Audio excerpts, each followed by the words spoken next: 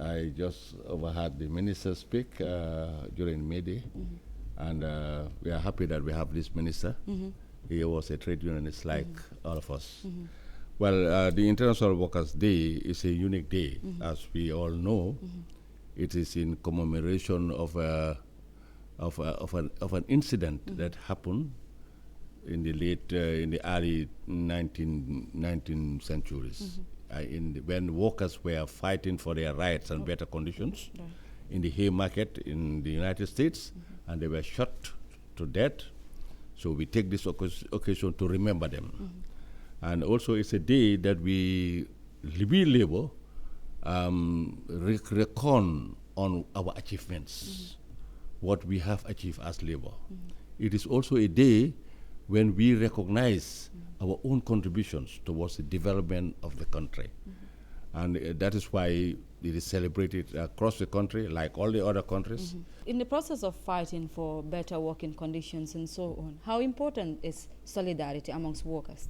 Yes, when we talk of solidarity, generally workers in different sectors are in solidarity with each other. But what's more important is the unification, being united for a purpose. And this is what is really absent in the Gambia. Whilst we in the Gambia Trade Union Bureau are trying to build unity, we still have not done much, or we have not achieved much, for the simple reason that we still have some few unions that are not with us. But as at now, we have roughly about 12 organizations that are with the Gambia Trade Union Bureau, including the teachers, the founder members.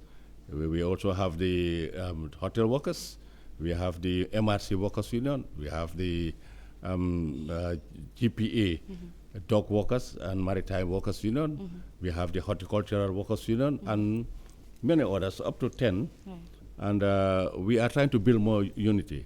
But as you rightly point out, without unity, it is very difficult for us to achieve what we are aspiring for the working class movement. Right. So the aspect of auxiliary staff, such as gardeners and cleaners, they are often marginalized in workplaces. What can organizations do to uplift the conditions of these people providing vital services to institutions? Yeah, I think you are referring to the informal workers. Right. Yes, informal workers, in fact, have been left out. Even when we were drawing the Labor Act, they were left out. And we, the trade unions, we had to fight to bring them in. And these informal workers, they also include the domestic workers, who we are now organizing as a union. And the problem with not including them in the Labor Act, exclude them from collective bargaining. And that's a right of the worker, according to Convention 87 of the ILO, the right to bargaining. So that is why we in the Gambia Trade Union Bureau, we have stepped up to organize the informal sector.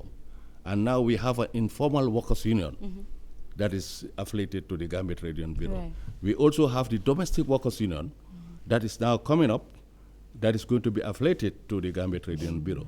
So gradually we are taking recognition of their importance and the right to defend their rights as a worker and in accordance with the fundamental human rights. The minister's commitment is well taken, but there is the need to empower the Department of Labor, because that is the technical department of the ministry.